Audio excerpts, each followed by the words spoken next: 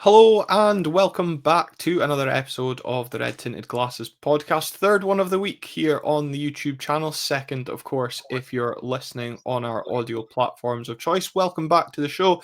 On today's episode, we are solely previewing the weekend's fixture against Celtic as the first home league game of the season is upon us. And delighted, as always, when it comes to Celtic fixtures, to be joined by a Celtic state of mind, Colin Watt. Colin, pleasure to get you back on the show.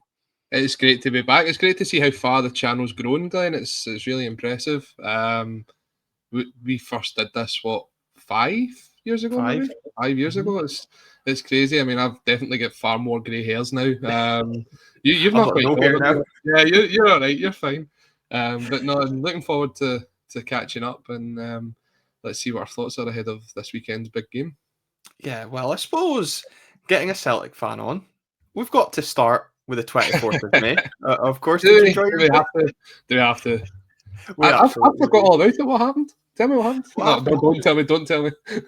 We won the Scottish Cup, and of course, that T-shirt proudly sitting there. Of course, I know a few of you might have bought that T-shirt ahead of the weekend's game. Of course, all profits from those T-shirts going to Life Stars and over £200 raised from that. So thank you very much to those that have supported the local charity in that, and also continue, as Colin says, to support the channel. Colin might also be a familiar name to those who read 442. Of course, he does the Celtic preview on that, and I know we've seen a little jump in subscribers based on the most recent 442 episode as well. So, Colin, you know, I joke with you about the Scottish Cup final and the fact that you said to me before we started recording this episode, if you come down from cloud 9, what's the Celtic reaction been over the summer since that defeat? It's hard to put into words. I mean, I texted you right after the game, and I says, enjoy your night, have a great one, you deserved it. Yeah. Aberdeen were the better team on the day. There's no doubt about it. But we came away from that game thinking, what's this squad like? Because we finished that game with Dyson Maeda, whose batteries had literally ran out by that point. Johnny Kenny, James Forrest came on and then went off. We had Yang, and we're going, right, bit of investment. We need to add to the squad depth. From that point onwards, we've lost Nicholas Kuhn. We'd already lost Kyogo in the January window. And you're going, right, okay, we will replace them. We're now the start of August as we record this, and we've not replaced them. So it's been an interesting summer depending on where your allegiances lie, because there's certainly some people that have come out and stuck their head to the flag and said that they back Celtic no matter what, and every transfer is going to be a great transfer and nothing Celtic can do goes wrong. And then there's a lot of fans out there that are really frustrated with the lack of development this summer. I think you can hear it in Brendan Rodgers' interviews as well. He came out the other day and said basically he's not a man to stand still. He's someone who wants to continue to grow, and if the club's ambitions don't meet his, then he'll not be here. So he's clearly frustrated with the lack of transfer business so far. Don't get me wrong, a couple of good signings. It looks as if within Kieran Tierney obviously returning, massive news. That's got the ability to be the signing of the summer, to be honest, when you look at a player of that quality coming back to Scottish football. If he can stay fit, exactly. And the signing of Benjamin Negrin. And as we record this today, Celtic have finally announced the signing. They brought the Pussy to Scotland. Gaiman Simpson Pussy coming up on loan. So there's definitely some quality there, but we're still lacking. We're still that front three that we were just speaking about that finished the cup final has the ability to start this game on Saturday, and that was miles off it. And Rodgers has said it himself. It needs to improve, and it needs to improve before the qualifier. It needed to improve before the season started, but we're past there now. It has to be sooner rather than later. And I think it's, there'll be, of course, Aberdeen fans tuning in this, and I'm sure Celtic fans as well, as we always get in the build-up to playing either of the Glasgow two. And it's funny hearing the woes, let's call it, of a Celtic fan saying about investment. And, of course, it's easy for me to sit here and say, come on, we know the investment at Celtic's disposal, and I follow enough Celtic fans and I'm friends with enough to know the frustrations that are there amongst the masses at Parkhead that the squad isn't getting the investment. But equally, from an Aberdeen point of view, I know that many feel that we've kind of lived off the success over the summer from the Scottish Cup, and that investment into the squad has also been lacking from an Aberdeen point of view. Of course, as we record this episode on Tuesday night, still severely lacking some decent firepower. Kusini Yengi, of course, showing that on Monday night with not the best debut. And I still think we're short in one or two other areas. Again, that left back area is possible cause for concern. The wingers, again, I think we could do with another one in there as well. Unfortunately, we are not at the luxury that Celtic have to throw money at our squad. And as you said, with the sale of Nicholas Kuhn, Celtic have got that disposable income.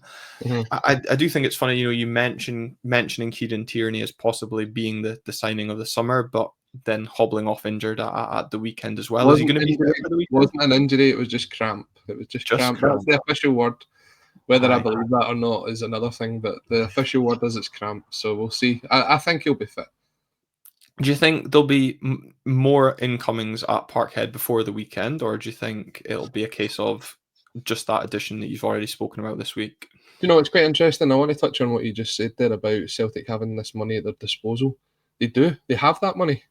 They don't show that money. That's the difference, and that's where the frustration comes from Celtic fans. It's easy, I know, for other teams in the league to sit there and go, oh, well, you've got all this money. You can spend this amount on a player. You can spend that amount on a player. We can. We're not. That's the problem. And we're not asking for Celtic to go out and spend 30, 40 million pound on a player or anything like that. What they're looking at is to bring in and continue the business model that they're doing, where you bring someone in for £5 to £6 million, you turn it around and you get a 20 to £30 million sale at the end of it, and you've made a huge profit. And then you buy them back for a cut price later on. There's a couple of dodgy handshakes in there, apparently. No, but that model has worked for Celtic now for the last, how many years? Like, way back. You think of some of the big original sales, like Victor Wanyama and Virgil van Dijk and players like that who left. Even McGeady, probably the first one, even though he came through the academy. We aren't doing that this year. I mean, Hibs have went out and spent over £1 million on a player, and our top transfer so far this season is only £1.5 million. If you're talking about the golf and finances, that should be just a sort of squad player for us. But we're not adding the quality that we need at the moment. And I suppose then when we think towards the game at the weekend, Celtic fans disappointed that the quality hasn't been added to the squad, but there's still quality in that Celtic squad. I know you're not going to deny that. There's players that can hurt this Aberdeen team, and I think from an Aberdeen point of view, there's still a lack of quality throughout the team, and we're hoping that that's going to be added to really before the weekend. And I know you're speaking before the qualifiers as well. Again, from an Aberdeen point of view, I would agree on that. One thing, again, we spoke about before recording is the word revenge. I know Brendan Rodgers was asked about it pre-League Cup semi-final after the Dons got that 2-2 draw at Parkhead last season. Do you think that R word's going to be muttered around the Parkhead dressing room ahead of the weekend? I don't think so. I think Celtic were outplayed in the cup final. Once Aberdeen made the changes in the second half, and I think he kind of went more to like a 4-4-2 in the second half as opposed to what you'd started with. And the balls went up front and people were playing off the front too at the time. Aberdeen got right back into the game. Up until then, I think Celtic were quite comfortable. And we just didn't react to that, to the point of when we did make the changes, you ended up with a midfielder of Greg Taylor in there, who's not a central midfielder. You had Jeffrey Schlupp playing left back, who'd had a poor season, and the players that came on didn't really have enough to change the game. Penalties is anybody's game, but when the momentum's with you, you feel as if you've got a better chance. You must have felt that yourself, even being in the crowd. Yeah. I don't think revenge is... What is the revenge for, in a sense? Celtic let themselves down that day. So it's up to them to go out and put a performance in on Saturday. And depending on any business that's done between now and Saturday, I just don't know if we've got the firepower, like you're saying up front. I mean, we're looking at a forward line. The game on Sunday there, Adam Ida had quite a few chances to prove his worth. He was pretty poor, to be perfectly honest. Yang had a good cross or two in him, but I don't think he's someone that starts a game. He's just an impact player coming off the bench.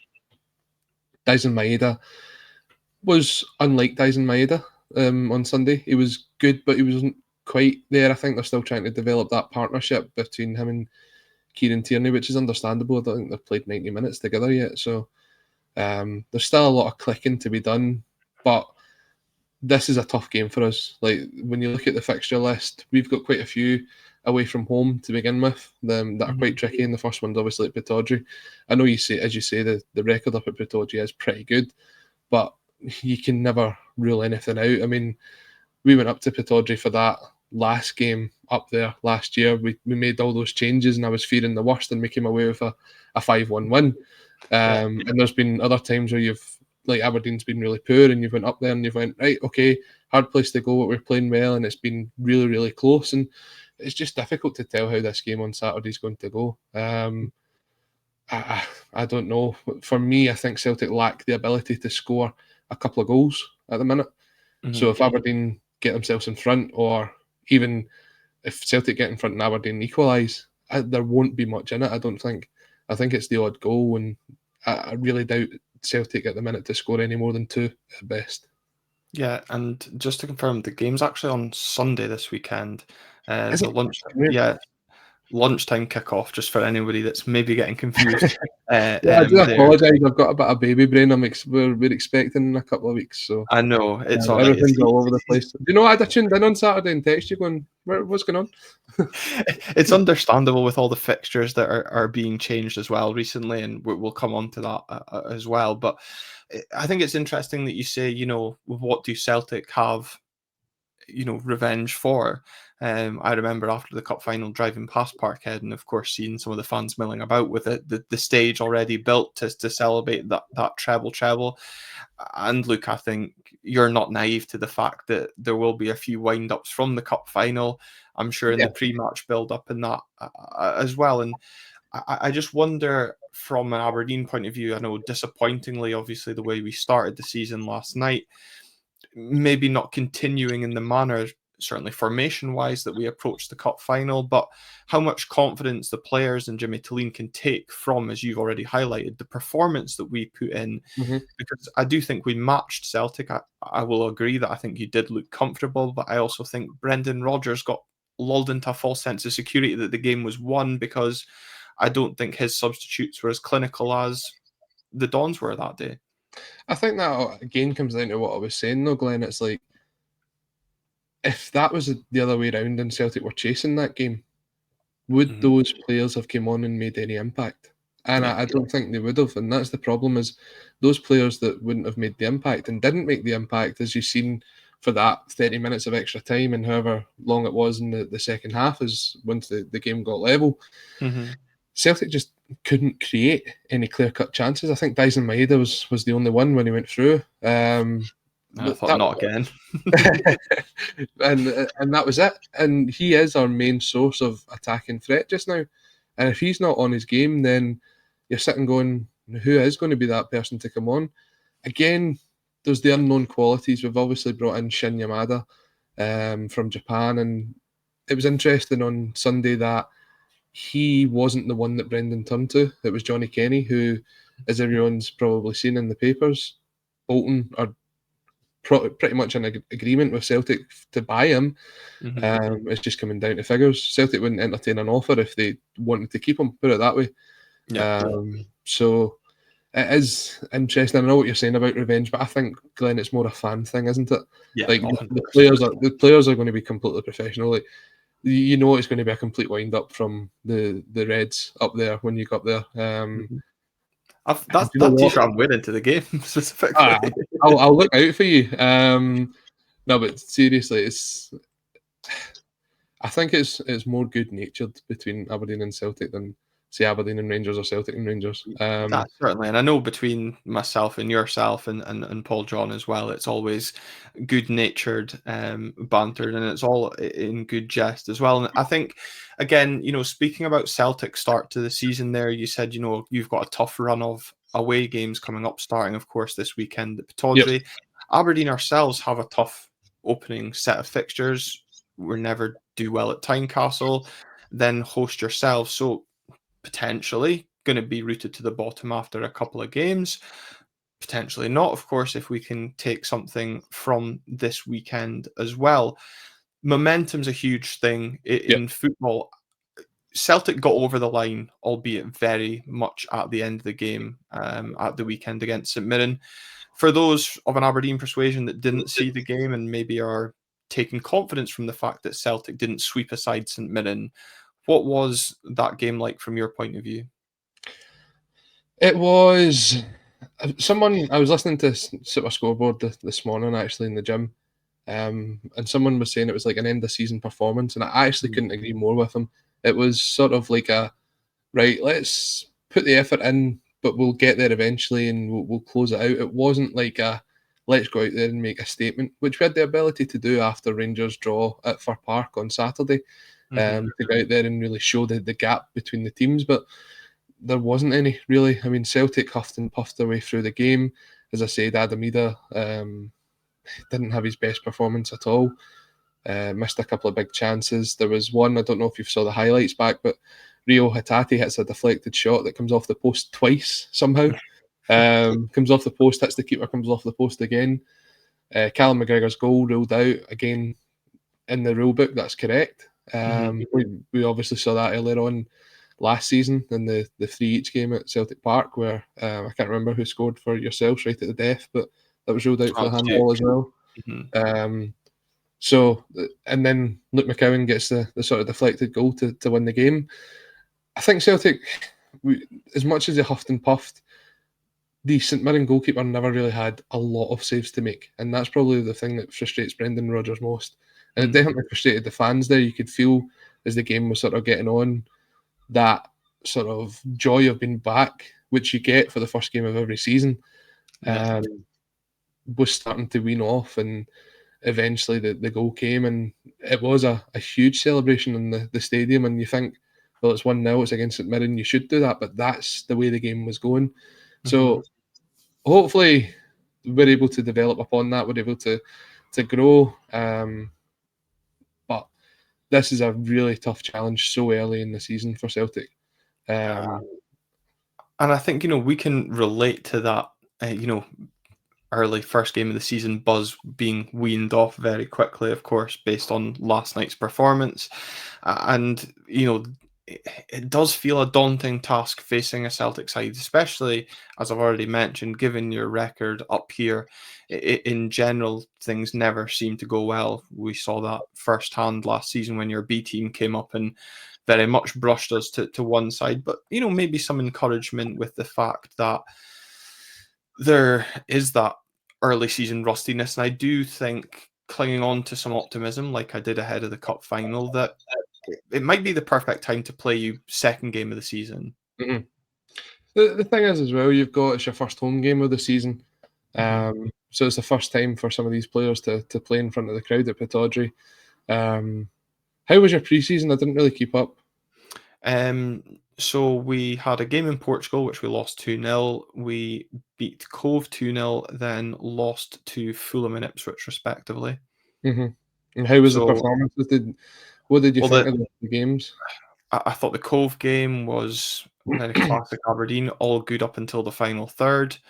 Not as clinical as I'd have hoped for. The Fulham game and the game over in Portugal were behind closed doors, so there's not been any kind of highlights from it. And of course, playing recently relegated Ipswich, they were quite a clear class above. But again, for me, things didn't quite link from an Aberdeen point of view in the final third. Kusini Yengi struggled. I don't think we got our wingers very well into the game, which was, for me, frustrating. I do think Nicholas Milanovic shone in the game against Ipswich. I thought he shone last night against Hearts at Tynecastle, and I do think he'll be an interesting one to watch this weekend if he can cause Celtic problems, and also how Kieran Tierney does cope if we switch Topi Keskinen and Milanovic as well. If, as you're saying, he's struggling with cramp, can we look to exploit? Because I do think that's, for me, Celtic's biggest weakness is the fullback area. I don't know if that's something you would agree on. Depends in terms of who's playing. I think when you look at Kieran Tierney, a fully fit Kieran Tierney is the best left back in the league. He's the best left back in Scotland. That's you'd struggle to find anybody who would argue that. Alistair Johnston hasn't had his best performances recently, but is still a very solid right back, a very good right back. Superb performance in the Scottish Cup final, I have to say. we need to see how many times you're going to mention this now. He when he's at his game, he's very, very good. He's had some good performances up at Pittodrie before as well. So I don't think Celtic are overly weak in that position. I think the weakness comes in who the backups are. When it drops to Anthony Ralston, and whether it be as it was on Sunday when Kieran Tierney went off with Liam Scales, or whether it's the new signing of Inamura to play at left back, then I think there's a big drop off. And depending on who's fit for the game on Sunday, I got it right this time. That'll be a question mark. But I like Keskinen. I think Keskinen's a very good player for you guys. Definitely someone that I think's got the ability to hit a even higher level than Scottish football. Needs to show it more regularly, though. For me, that's a winger thing, though. Like I get frustrated with Yang, and he does have ability. As he showed it actually up at Pittodrie the last game. But again, it's very inconsistent, and I think that's the struggle. I think if you had a really consistent winger in Scottish football, they're gone. You know, I mean, we had 6 good months of Nicholas Kuhn, and we managed to get a near £20 million transfer for him. That's the thing. I think again, speaking about Celtic's backline is another area for me where it gives me hope. We obviously saw in the cup final. Yes, that's another mention, Colin. How easily Kasper Schmeichel chucked the ball into the back of the net. But I also took confidence from the fact that Liam Scales was playing alongside Cameron Carter-Vickers. Of course, Scales had the previous at Pittodrie, but I do think he's a little bit of a weak link in that Celtic backline. I mean, we know how good Cameron Carter-Vickers is, but is there nervousness around that centre-back pairing, or what do you think that might be this weekend? Put it this way, would you have Liam Scales in the Aberdeen backline? Not anymore. That kind of says it all. Do you know, Liam Scales is one that really divides opinion amongst the Celtic fan base. And for me, if he wasn't Irish, he wouldn't be playing for Celtic. That's the way I look at it. I know there's certain people that really like him because he tends to win a lot in the air. But for me, that's defending 101. Like, if you're ever a centre-half, that's what you get taught. You win everything in the air. You go through people to win the ball in the air. And he does that. He's good at that. But Celtic's style of football is that the centre-halves play the ball out. I think Aberdeen picked up on that definitely in the cup final, where when the ball's at Liam Scales' feet, anything can happen. And usually it's not great. So I prefer Austin Trusty in that role, and I know he's another one who's split the opinion of Celtic fans, but I think certainly in pre-season he looks as if he's came on, which is good. It was interesting to see him not starting there on Sunday. Rodgers never really gave a reason for that. My strongest pairing just now would be Carter-Vickers and Trusty. The wild card that comes into that is the new signing, Jemai Simpson-Pussy from Manchester City, coming up on a year's loan. Whether he'll be thrown into the cauldron of Pittodrie on Sunday, who knows? But you'd think, you'd probably believe that if he's coming up here on loan, he's probably been told he's going to get game time.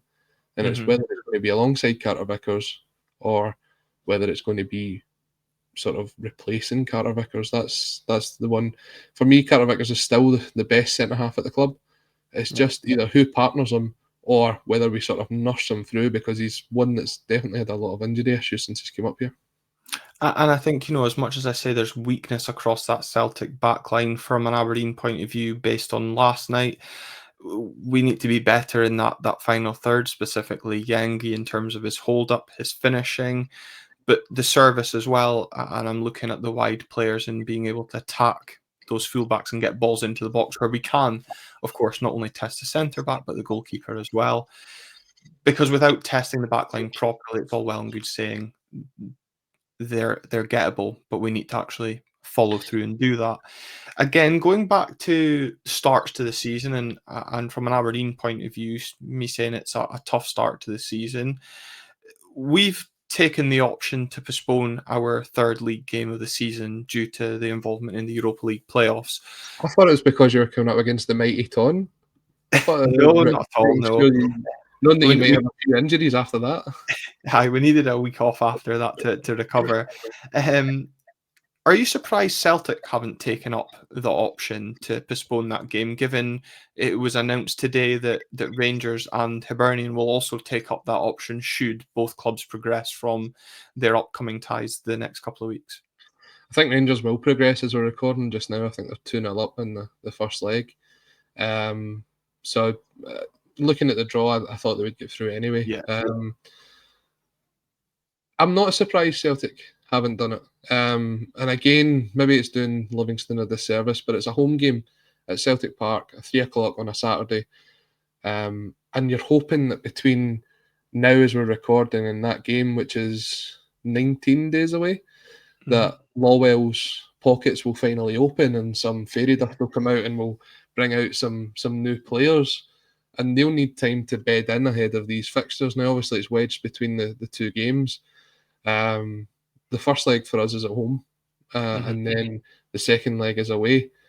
I think if it was potentially the other way around, we may have done it. But again, you're not saying it's an easy game for Celtic to come up at home against Livingston, but it's not a more difficult tie. Again, if Celtic were, say, away at Aberdeen or at Ibrox, probably not Ibrox, they wouldn't have allowed it. At Easter Road or at Tynecastle or somewhere like that, I think Celtic would have looked to postpone it, and I can understand why Rangers have done it. However, the next game after that then is the Derby game. Yeah. So as it stands just now, the result depending, Celtic could go in there with a bit of a gap ahead of the tie against Rangers. And then if you win that one, the gap's even bigger and it puts the pressure on Rangers. So I can understand a lot of reasons why Celtic haven't chose to do it. Yeah.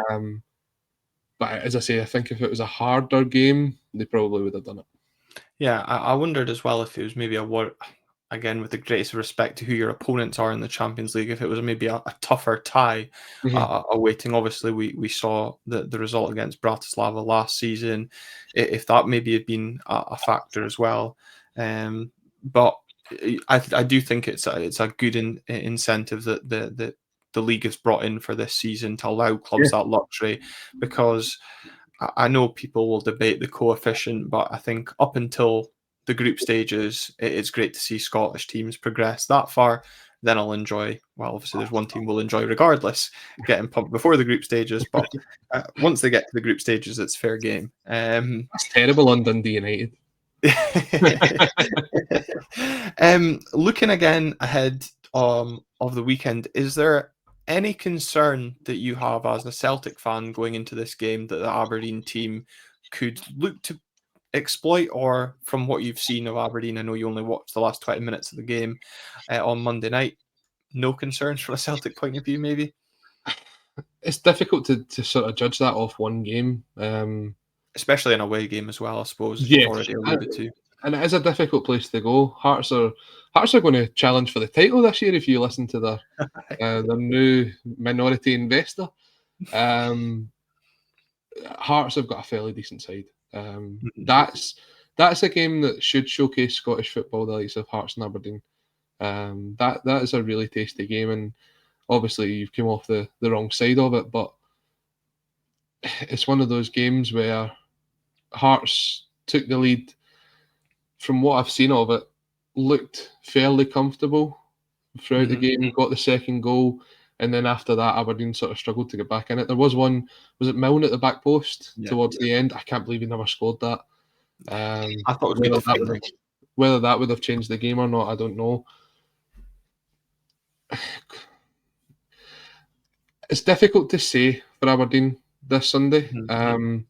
I think Aberdeen do have some very good players, the likes of, as I mentioned before, Keskinen. For me, is a really good player. I think, as you've alluded to, I still think you lack something up front, and I know the sort of rumour mill continues on about maybe Bojan making the return to Aberdeen. Whether that's a pipe dream or not, I don't know. And very much so. I think it could be, but I mean, even players like Leighton Clarkson have the ability to change that game for Aberdeen. But I do think he still lacks someone up front. I don't know who it would be that would come on. Obviously, Sockler and Morris came off the bench last night. Yengi had a game. There's still something there. Aberdeen's best chance is to definitely come at Celtic. Celtic prefer when they've got the ball and they can dictate it, as you saw obviously in the last game at Pittodrie. But if someone comes at Celtic, then that's when they tend to get the most joy. You've got to open up and have a go. You're probably leaving yourself exposed at the back, but then Celtic's front line hasn't been great. So is that a risk that you could take? I don't know. I think this will be a very tight game on Sunday. I'd be surprised if there's any more than a goal or two in it. Yeah, and I do wonder if we will go to that back three that obviously brought the success in the cup final and stifling that front three of Celtic.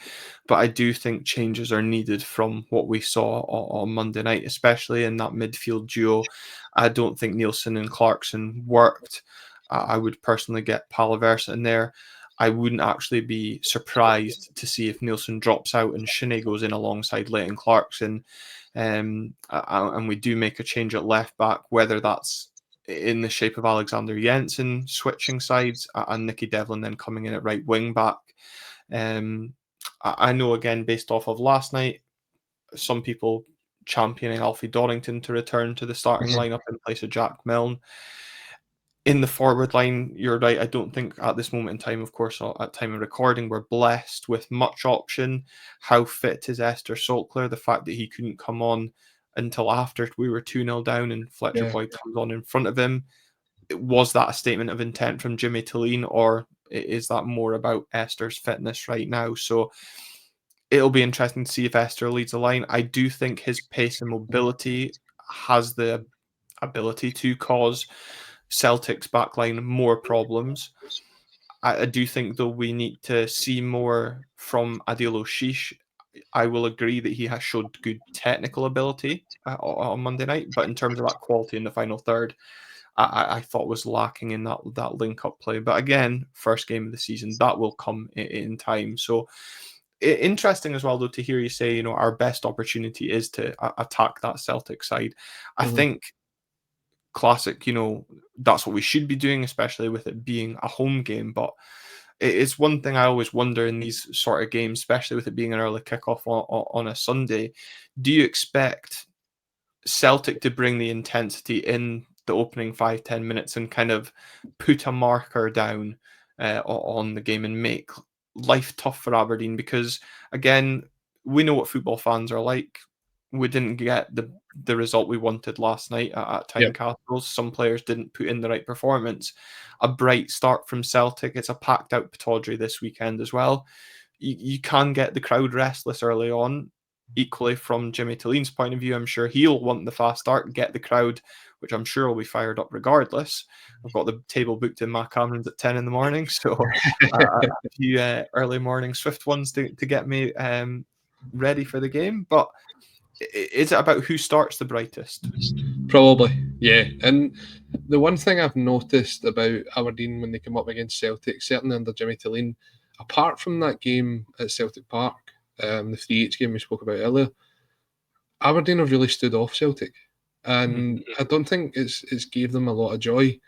Especially there was some bad results for Aberdeen last season, Hampden, the semi-final, and then obviously the last game of the season at Pittodrie. at this stage, this Celtic squad isn't even at that level. So the respect, if Aberdeen want to go and have a chance of winning this game, the respect has to go out the window. Mm. I think it You has to go out the window anyway, regardless if it was second it year of the does, season. for some reason, Aberdeen have shown Celtic a lot of respect, Mhm. and let them play their game. Once Celtic get into a rhythm, I think Andy Halliday said it last year. You know how Celtic's going to play, but it's trying to stop them, and sometimes that's the hardest bit. So Celtic, if they get into a rhythm, they can be very difficult to stop. You have to stop that before it starts. So if Aberdeen come out bright and get some chances, then you're thinking, right, we're on the front foot, we've got the momentum, we take it forward. Then how does Celtic regroup? But if Celtic come out and start really strongly, then it could be a long, long afternoon for Aberdeen. I'm not saying it's going to be a long afternoon in terms of scoreline, but just in terms of possession, trying to create chances, it could be very difficult to break Celtic down. I know you've obviously said about Schmeichel, but let's be honest, he's still a top class goalkeeper. Top class goalkeepers make mistakes, so Yeah. it, And I think you're right to highlight it as well, because I thought at times last night we were poor in possession. We looked disjointed, and we know how easily Celtic can keep the ball and pass teams to death. And in tight games, as you alluded to, I think it was the first game at Pittodrie last season, between the sides, where it was a tight game, but one moment of quality yeah, for decided the McGregor, game, yeah. who passes. And again, that was Rio Hatate involved. He had the involvement, of course, at Pittodrie last time, which it maybe not impacted that cup final. I just wonder if we're going to see a couple of heavy challenges, because it riled Brendan Rodgers up. It rattled the Celtic players, and you know yourself from big games, big challenges gets the crowd on side. And certainly from my point of view, I want to see those players, as you've said, not standing off Celtic, get in their faces, put Mhm. the marker down, show, we didn't do enough on Monday night. We're playing for the badge. We're playing for those of you here in attendance and watching at home. Make that impact. I think that would be a wise thing for Aberdeen to try. Whether it's successful or not, I don't know. Um, the one thing about the Celtic midfield just now is it's top heavy. We've Mhm. added Benjamin Nygren into that midfield, who is a very, very mobile player. Didn't have his best performance on Sunday, but definitely showed the talent that he has. Callum McGregor's just a workhorse in there. I mean, Callum He's McGregor could not play. crying yet. No, he's not stopped crying yet. It was quite embarrassing actually on Sunday. They were out with the rollers. No, but he's someone that plays 180 minutes. He doesn't play 90 minutes. He could play all week if he wanted to. Um, so he's the workhorse in there, and then you've got Rio Hatate, who's very, very creative. But you've got to get people on the end of that, and that's where that kind of lacks just now. Is who do you feed the ball to? Mhm. So the midfield battle, as you said, some of the players that are maybe going to go in there coming up against them, like the Celtic players, apart from obviously Hatate going off injured, they stand up to a tackle. They're used to that on a sort of weekly basis. It's Mhm. not something new. They give out as good as they get. Especially Engels, he picked up a booking at the weekend, even though he won the ball. It's some of the refereeing. That's another podcast on its own. Yeah. But I think there's definitely a bit of bite in that midfield should it come Mhm. down to that, and you don't want to go in too aggressive and then pick up a yellow early on, and Yeah. you're sort of on that tightrope for the whole game, especially if Celtic are in possession. But in the same sense, if you play it smart enough, then you could win that battle in there, and that could be the thing that determines the whole game. Yeah, and we've always said on this podcast, midfield battles are crucial when it comes to these games. I think, as much as I joke about Colin McGregor, he is one of the key players to make that Celtic team, let alone midfield tick. You keep him quiet, you tend to keep Celtic quiet. Similarly, Dyson Maeda up top, as you've already alluded to, keep him quiet. You keep the majority of that Celtic threat Yeah, quiet. It's a tough task to do that for any team over a 90-minute period. I hope we can do it on Sunday, and I hope we can get our season kick-started and get some points on the board as well. But Colin, always a pleasure getting you on Red Tinted Glasses. Never dull. Thank you very much for coming back on. And I won't wish you all the best for Sunday, but what I will wish you is all the best for your upcoming fatherhood at the end of the month. So I do wish you all the best for that. Thank you very much, Glenn. Again, hope you get beaten Sunday. Hope you get beaten Saturday if that's when the game is. No, but it's always a joy to come on here and have some good chat. I think that's what a lot of this space misses, is the ability for the two teams that are coming up against each other to have some sensible conversation. Well, at least I think it's sensible. People in the comments section might tell me otherwise. We'll definitely be told otherwise. But it's great to come on, and hopefully we'll get you on Axon before the week's over, and maybe there'll be some transfers before then that we can discuss and look forward to the game. But always a pleasure. And as always, like, subscribe, make sure you get them. What we're challenging for now? What we're trying to get to? What's the target? 2,400 before the end of August would be some going. Before the Europa League draw, that's or Conference League draw. 40 away from that, I think. So that would be a nice challenge. And of course, as I said, you can find Colin on A Celtic State of Mind. He'll be on Friday lunchtime show, previewing the game as well. Of course, I know we get fans of A Celtic Persuasion tuning into these episodes, and I know Paul John helps promote the episode as well. So if you want to hear a Celtic view ahead of the game this weekend, do check out A Celtic State of Mind. They're not like us. They do shows every day. I don't quite have the ability to produce that much content, but as Colin says, please do remember to like this video, subscribe to the channel, follow us on the audio platform. I'll continue churning out as much content as I can produce as well. And the show isn't possible without the support that you guys show, but also not possible without the contributions like I get from Colin and opposition fans, but also both Phil and Callum as well. So thank you to everyone for either watching or listening. Until next time, we'll see you then. Take care.